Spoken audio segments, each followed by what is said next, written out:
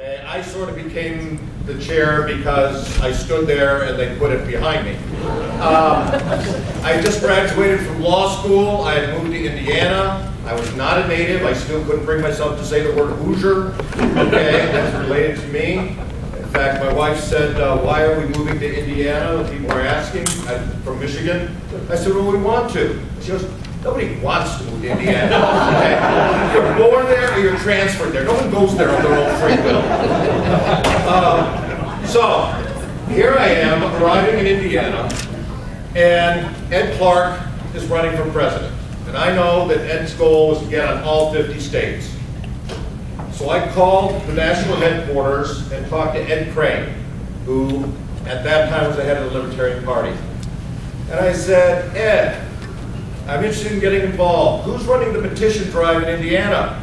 And his response was, funny you should ask. I said, okay, I'm young, I'm stupid, I don't know what's going on. I'll do this. But I'm going to need some help. Who's the state chair? And he said, funny you should ask. I met Rebecca, the DeBons, I think Sally at restaurant in Broad Ripple. They brought me the treasury in the shoebox. As a young lawyer, it was my job to try to squelch the bench warrants on the state secretary, who did not believe in filing government forms as a matter of principle. So, this is where we came from. Okay, you have to understand, the LP is a child of the 60s and the 70s. Okay, we were born of rebellion. Okay, we were born of in-your-face politics. And if you haven't noticed, one of the things about us baby boomers, we haven't grown up. All right? And it's amazing how some of the younger people come up and watch us and go, oh yeah? That's where our reputation came from. When I was young, there was a saying, don't trust anyone over 30. In the LP, that wasn't a problem. There was nobody over 30 in the LP. David Berglund admitted the reason he was vice presidential candidate, he was one of the few people at the convention over the age of 35. So, this is, shall we say, your heritage, okay? This is where you're coming from.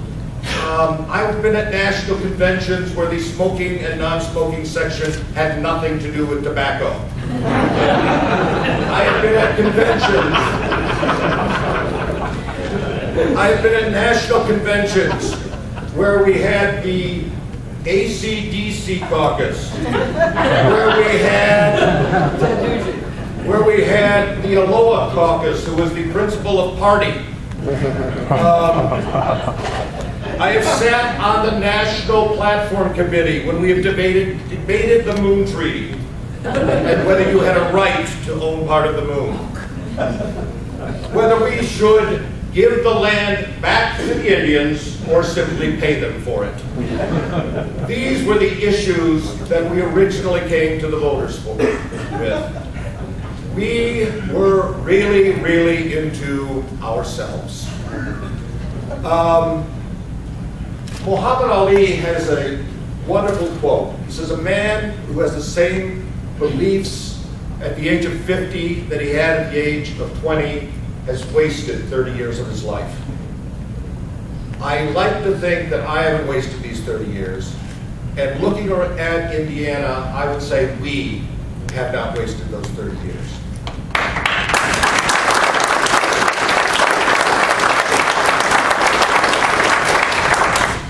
And I just wanted to spend a few minutes talking about some of the things that I've learned over the last 30 years as a libertarian. And I'm glad to see, in my opinion, most of Indiana has learned. Although I'm currently on the National Committee, or National Platform Committee, and I'll tell you, not everyone has yet. First off, politics is not philosophy. The libertarian philosophy is a wonderful philosophy. I've spent many a night till 3 or 4 in the morning discussing it. And we are wonderful at determining how many private roads can be built on the head of a pin. But that is not what politics is about. It is not even about issues. Or even as the famous quote goes, all politics is local. It's not. All politics is personal. All politics is making the connection with the voter. And by making a connection, I don't mean reading Ayn Rand to them. I don't mean going through the entire national platform. I don't mean beating their heads over how they should really want to be free. Okay? You know, I notice some of you have the question authority bumper sticker. I have that in my classroom, except mine says, question authority. Don't ask why, just do it.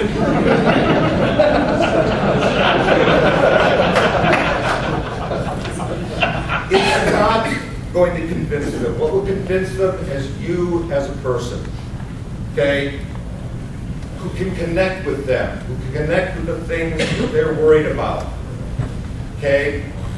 Most people are not into the idea of homeschooling or private schools or charter schools as a matter of intellectual freedom. They want their kids to learn. They want their kids to grow up to be good kids. They want their kids in a good, safe environment. That is where you approach them. Okay? It is not just in terms of the ideology. The other thing I've learned, and this has probably been driven home to me because, as some of you know, I teach ninth graders. I know, save this for later, it's just sad. I teach them science, and I often say it's amazing that the Earth makes it around the sun, considering how many of you it has to revolve.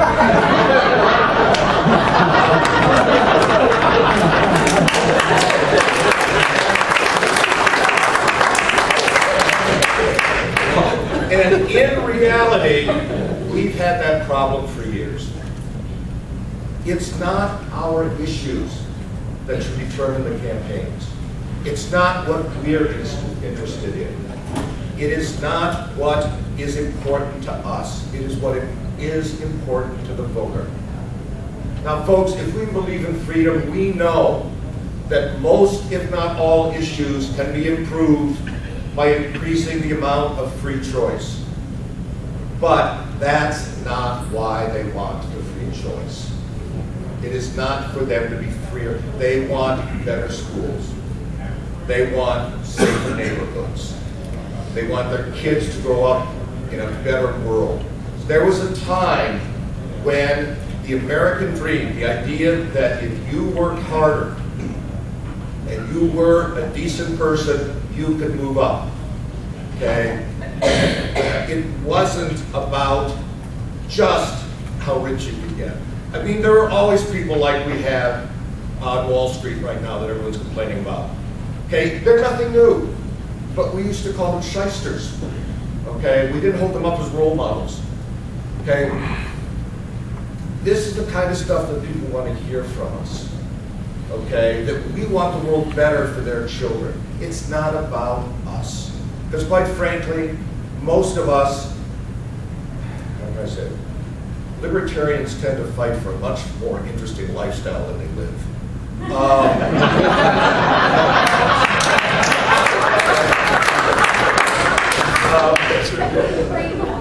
Okay,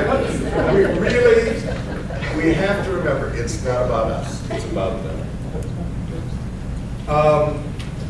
Another thing, I often felt that every Libertarian National Convention should be started with a movie, and not for entertainment values, although I know you were complaining about having to watch a movie in high school. I think all Libertarian conventions should start with Monty Python's Life of Brian. Yeah. Okay? Because if you've ever seen that movie, you know these people. Okay? It's a movie all about small, minor party politics and religious schisms. If you haven't seen it, it's the story of the boy born in the manger next to Jesus, who is mistaken for a prophet, okay, for the Messiah all of his life. We have in the past been an all or nothing party. Okay, for 30 years, it's all or nothing. And by God, for the most part, we've gotten it. Nothing. All right? And for those of us who 30 years ago said our goal was freedom in our lifetime, the time available is getting a little shorter. All right? And I think we have to work now for a freer society. Okay, I can think of maybe two issues. The draft, okay, one issue, the draft, where I think we're freer now than we were in the 1970s. Okay, I still have to worry about the draft. For the most part, for 30 years, when you look around, okay, those of you younger than that don't understand this, we are no freer. Okay, we are less free. And half of it you don't even recognize because you never lived any different environment. So, to me, the days of going, it's all or nothing, are over. And Indiana seems to have learned that. Okay? Our job is to move society in a direction of freedom. Okay? To give our young people the room, okay, to be able to spread their wings again. Okay? I live in Zionsville. I joke we're one of the few places in the state that still has free-range children. Okay? Where you actually can just let them out of the house, okay, and let them be and expect them to go home at dark. Okay? That is the world most of us grew up in. Okay? That is the world that most people want. Okay? That is what I think that we can help bring about. Because, and again, I'm going to be very short because I plan all of you people to be watching the duel. One of the things we say in science is that reality is stranger than fiction because fiction has to make sense. Okay, it has to be believable. Reality just has to be. And I think one of the things libertarians are doing in Indiana, and I think it's time to stop hiding it under a barrel. It's time to say, yes, we're doing it, okay, and this is the way to go, is we have to face the world as it exists today, and the reality. And one of the oddest realities to me is that the two major parties have gone so nuts, okay, have become all or nothing parties, okay, it's my way or the highway, okay, and the fight is over those one or two seats so you can control which way it is. And everyone talks about the pendulum going back and forth. Anyone here remember an author by the name of Edgar Allan Poe? Hit the pendulum. Okay, well, we got a pendulum, folks, but each time it swings back, it's slower. Okay, and it's gotten to the point now where we are the moderate middle. Now, those of you who have been around for 30 years, you have no concept how incredibly bizarre that feels. Okay, but we have become the moderate